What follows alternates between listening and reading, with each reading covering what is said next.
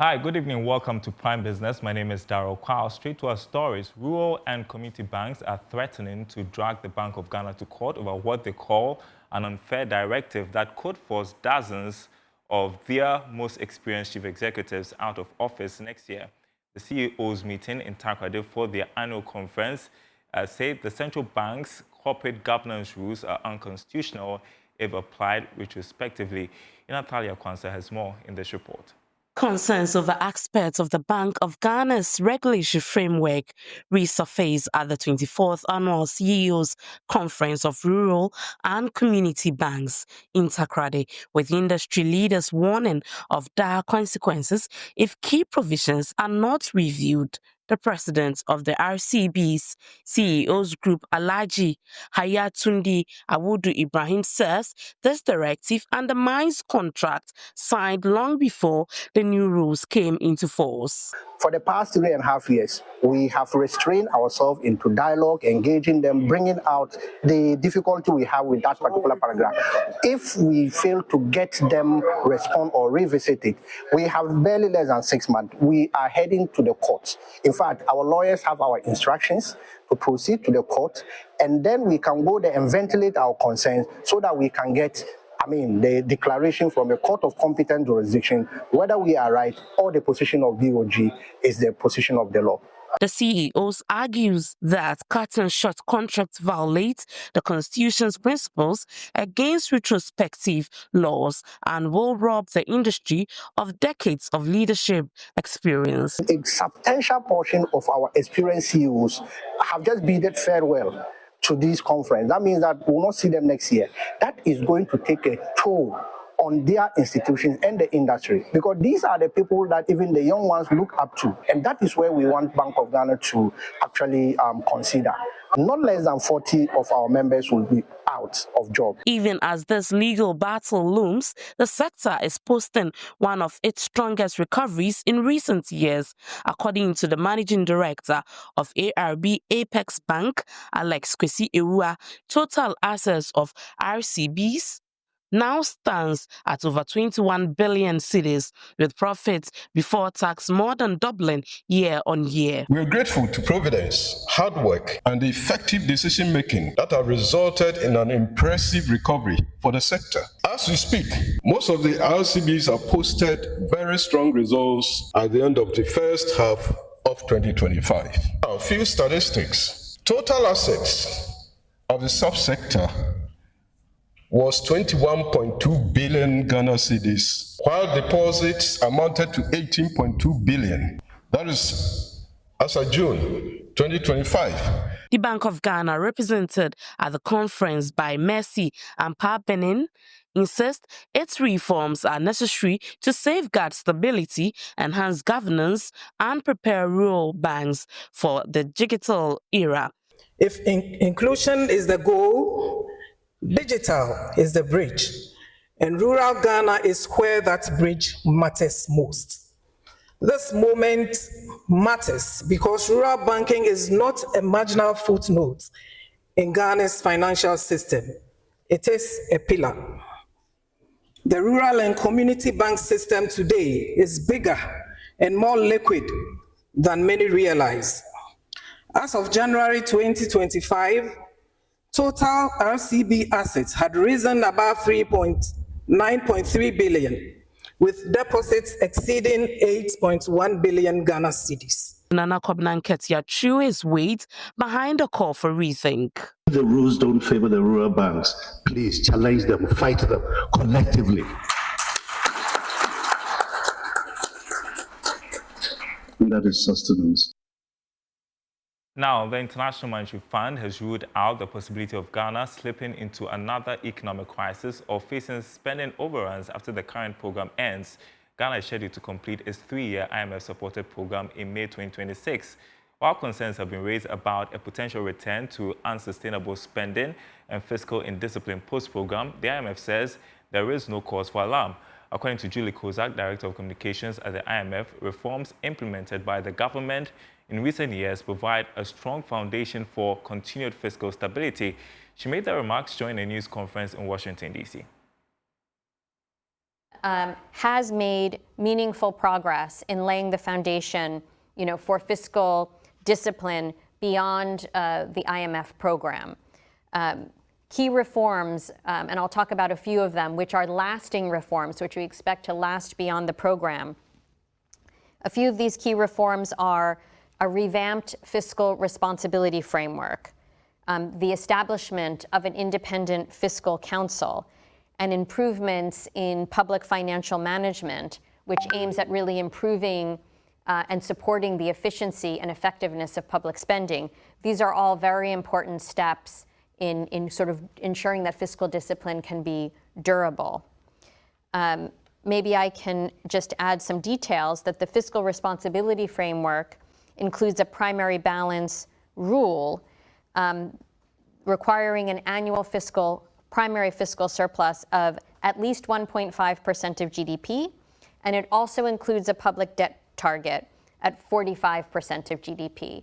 So that fiscal responsibility framework provides some guidance for policymakers as they seek to, instill and entrench fiscal discipline in Ghana, and to ensure that debt remains sustainable in a durable way. And of course, continued implementation of these reforms will be essential as Ghana moves forward and as the program concludes, as you noted, in 2026. So which structural reforms need to be deepened to ensure long-term fiscal stability beyond the IMF program? Earlier, I asked economist Professor Patrick Isuming. Perhaps the reforms we need probably sit outside the fiscal framework.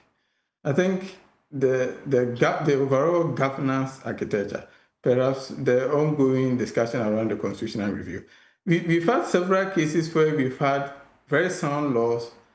If you take our procurement law, for instance, or you take overall Public Financial Management Act, you look at the act and you say, well, these sound great on paper.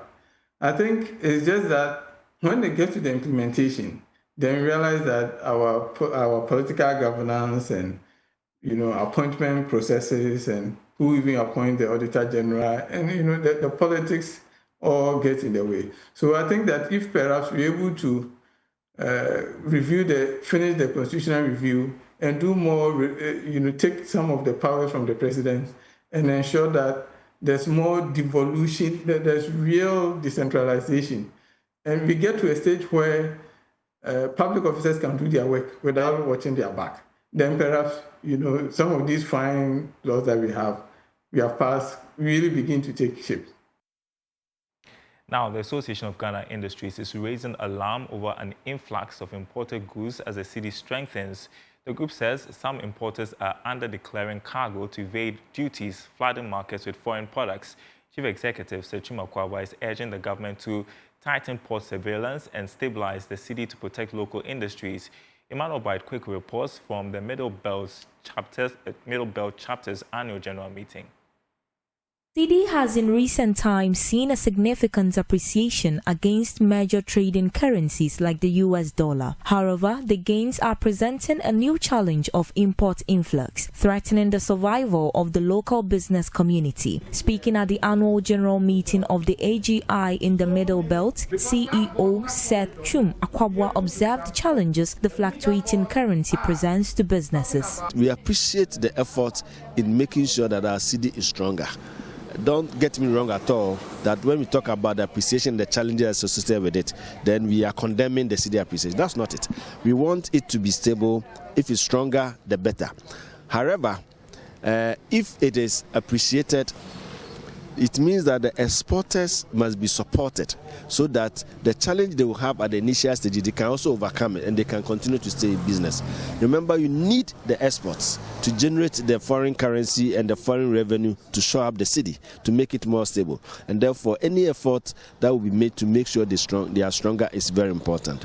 Mr. Akwabwa is urging enhanced surveillance and tax policy enforcement at Ghana's port of entry, as he believes the new development could defeat the government's flagship 24-hour economy. We are not in any way saying that because the imports have become cheaper, we shouldn't import. However, we think that this is the time government policy and institutions of regulators must work, because whilst they are bringing the imports, some are taking advantage of the interest in the imported goods and actually maneuvering and not paying the right duties, not paying the right taxes. They are undervaluing, they are under-declaring. When it happens so, you are actually cheating the system. And then the effect is that it makes the imports cheaper, even much more cheaper. When it becomes cheaper like that, then the local companies cannot compete. And if they are unable to compete, what happens? Then they take out, you lose market share. And eventually, instead of doing 3 shifts, you do 1 shift. Then it defeats the whole idea of the 24-hour economy. The annual general meeting of the Association of Ghana Industries assembled small, medium and large-scale businesses in the Ashanti, Bono, Ahafo and Bono East regions. The meeting highlighted the theme creating a conducive business environment for industrial competitiveness 24 hours in perspective. Ashanti, Bono, Ahafo and Bono East Regional Chairman of the Association of Ghana Industries, Akwasi Nyameche, underscored the urgent need for a more conducive business environment to sustain Ghana's industrial growth. For businesses to thrive, you need some level of environment conducive for businesses to grow. So we want government, we've been telling government upon government, we want government to come out with policies, deliberate policies that will support local industries to thrive. And the world itself is moving along the lines of AIs and, if you don't digitalize, you'll be left out. So that's what we're trying to see. Everybody is innovating. So we're looking at how we can innovate for us to stay relevant. Stephanie Frimpon's report, read to you. Now, Nestle Ghana is deepening its commitment to the local economy by sourcing 100% of the maize used in its flagship products like Cerelac from Ghanaian farmers. The move aimed at reducing reliance on imports is not only boosting supply chain resilience, but also creating a ripple effect in rural communities.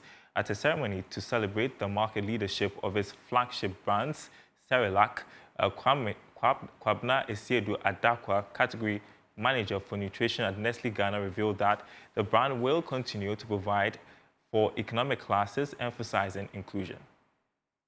Processors are increasingly turning to local sourcing to reduce dependency on imports and improve supply chain resilience. By investing in local economies, companies like Nestle now source 100% of the maize used in Cerelac and other products from local producers. Speaking at a ceremony to celebrate the company's market dominance, Deborah Kwabla, Corporate Communications and Public Affairs Manager at Nestle, highlighted the company's efforts to develop local economies. The quality of maize that we need for the production of Cerelac is really, really high because we are producing baby food. And to make sure that we can source this maize in Ghana for the production of Cerelac, we intervene right at the farm level. So input stage, we make sure the farmers get access to the right inputs. When they are doing their farm practices, we ensure that it's done right, harvesting, post-harvest. And so when the maize gets to the factory, we have an agronomy team as Nestle that support these farmers to make sure that the maize that is brought to Nestle factory for the production of Cerelac is at the right quality, at the right grade. Although market watchers say there has been a dip in sales of goods this year compared to previous years, Kwabna Esiedu Adakwa, category manager for nutrition at Nestle Ghana, explained that continuous innovation and the development of products for all income levels are key to attaining market dominance. We have been leaders because of the product that we have put out there. Today, we need to be able to continue doing that just to be able to get above the 85. It's about providing what the consumers need, the nourishing goodness that the future generation of Ghanaian kids can be fed on. Basically, this is what we are looking at. And we believe with these things in place, we are still going to continue to solidify our position and even move higher. We need to think differently. Can we offer packages in smaller sizes? Can we look at varieties that even the common Ghanaian can look at? And this is the direction that we are going. How do we reach to the lower socioeconomic class? And we have new products that we have introduced. It is better for a child to receive a nutrient-rich food than to leave the category completely. You're watching Prime Business. We're taking a short break. We will be right back.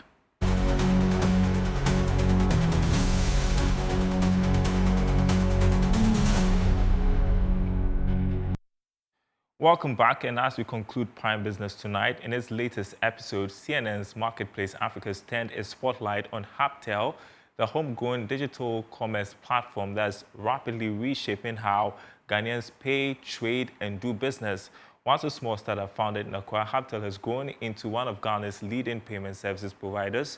At the heart of this transformation is co-founder and CEO Alex Brown, who spoke exclusively to CNN about defining moments and philosophies that shaped the company's rise over the past 2 decades. We leave you with this special.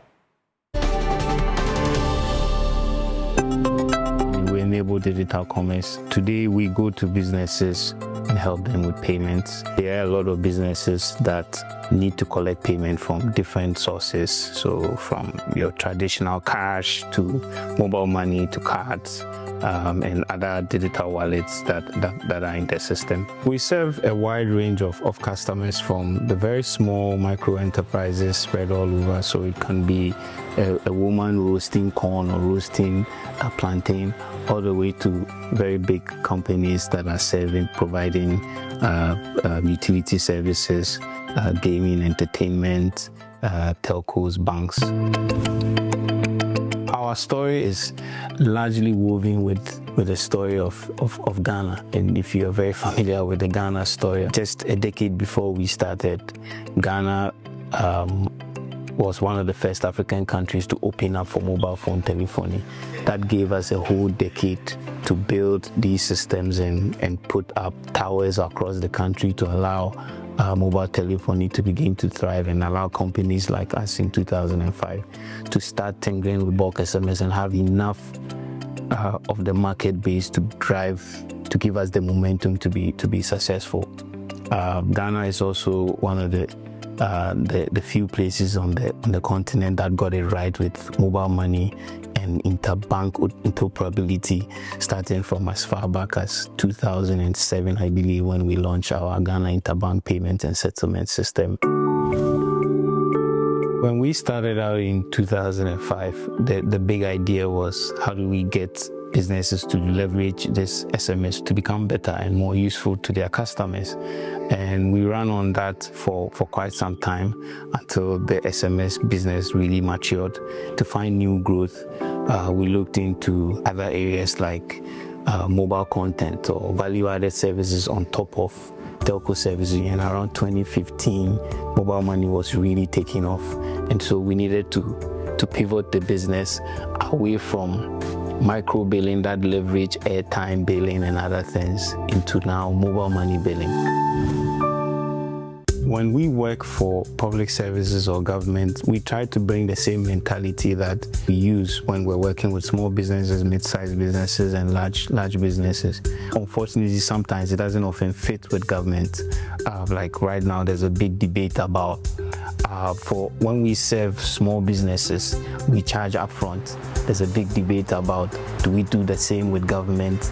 And we are of the opinion, yes, we should. Along the line too, we've also been heavily misunderstood by the public about the services that we provide for some large public service providers. It woke us up that when we're doing public services, we have to engage more. We can't come with the lenses of private sector all the time.